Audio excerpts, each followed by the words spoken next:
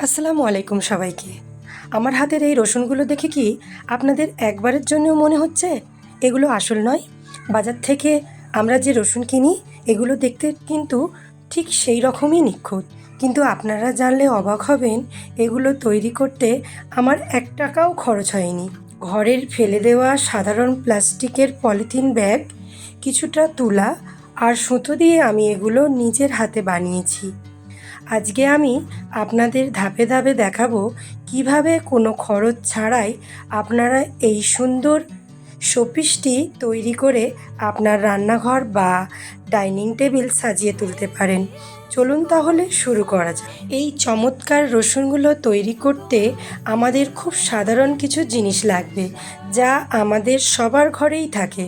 আমাদের লাগছে কিছু পরিষ্কার সাদা পলিথিন ব্যাগ, ভেতরটা ভরাট করার জন্য সাধারণ তুলো বা পলিফিল, রসুন বাঁধার জন্য সাদা শক্ত সুতো, আর রসুনের নিচের আসল শিকড়ের ভাব আনতে সামান্য পাটের দড়ি বা নারকেলের ছোবড়া, আর এগুলো কাটার জন্য একটি কাঁচি ও জোড়া লাগানোর জন্য আঠা বা গ্লুগান। প্রথমে আমরা কিছুটা তুলা নিয়ে হাতের তালু দিয়ে চেপে গোল করে একটা রসুনের মতো আকৃতি দিয়ে নেব। আপনারা চাইলে আপনাদের পছন্দ মতো ছোট বা বড় সাইজ করতে পারেন। এবার একটা পলিথিন 4 কোনা করে কেটে নেব। তার ঠিক মাঝখানে তুলোর বলটা রেখে পলিথিনটা চারপাশ থেকে টেনে কুঁচকে শক্ত করে মুড়ে নেব, ঠিক যেভাবে আমরা ছোট্ট পুঁটলি তৈরি করি। এখনই আসবে আসল ম্যাজিক। একটা শক্ত সুতো নিয়ে পলিথিনের গোড়ার দিকে প্রথমে শক্ত করে বেঁধে নেব। এরপর সুতোটাকে টেনে ওপর দিক থেকে ঘুরিয়ে এনে মাঝখান দিয়ে শক্ত করে চাপ দেব।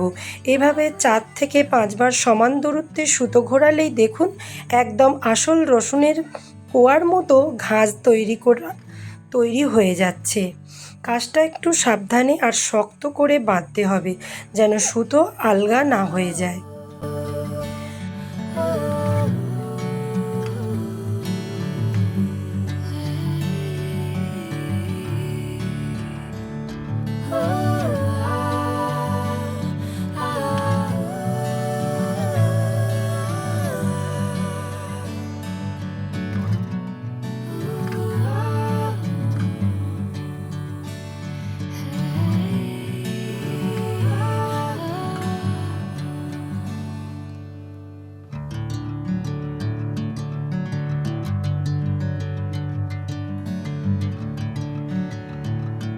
বাঁধাই শেষ হলে নিচের বাড়তি পলিথিন ও সুতো কাঁচি দিয়ে কেটে পরিষ্কার করে নেব।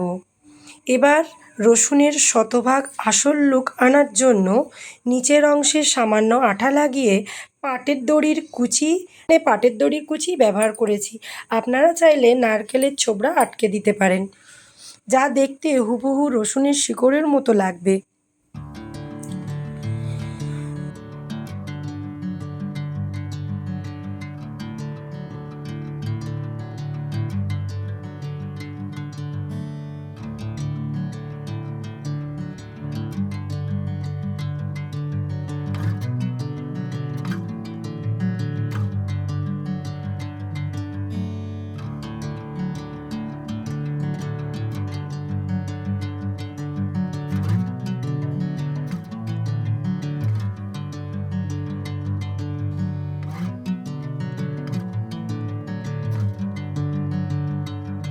দেখলেন তো কত সহজে এবং কোনো খরচ ছাড়াই তৈরি হয়ে গেল আমাদের কৃত্রিম রসুন।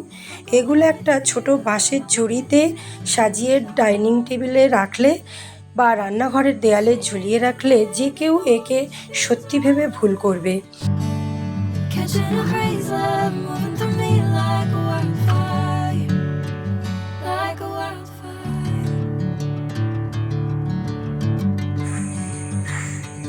আর একটা কাজ করা যায়, সেটা হচ্ছে পাটের দড়ি আমি 3টে নিয়েছি, নিয়ে উপরের অংশটা এইভাবে সুতো দিয়ে বেঁধে নিচ্ছি।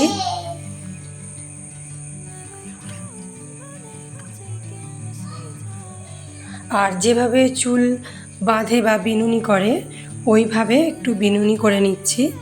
যাতে করে আমি রসুনগুলো সাজিয়ে রাখতে পারি। এটা করলেও অনেক সুন্দর লাগে।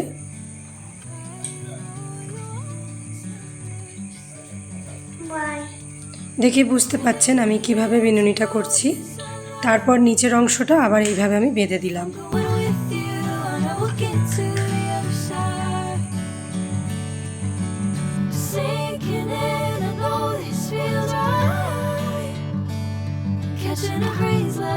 দেখুন এখানে কিন্তু আমার বিনুনি একেবারে রেডি। এবার আমি একে একে রসুনগুলো সাজিয়ে নেব।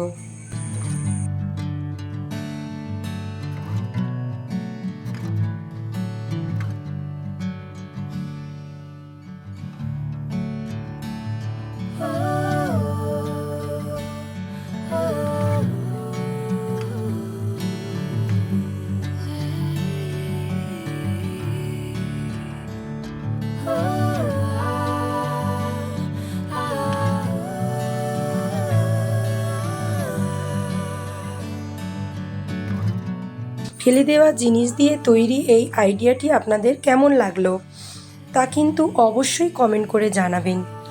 ভিডিওটি ভালো লাগলে একটা লাইক দেবেন এবং আপনার বন্ধুদের সাথে শেয়ার করবেন। এই রকম আরও সুন্দর সুন্দর ঘর সাজানোর ক্রাফট বা DIY ভিডিও দেখতে আমার চ্যানেলটি সাবস্ক্রাইব ফলো করে পাশে থাকবেন। সবাই ভালো থাকবেন, সুস্থ থাকবেন। আল্লাহ হাফিজ।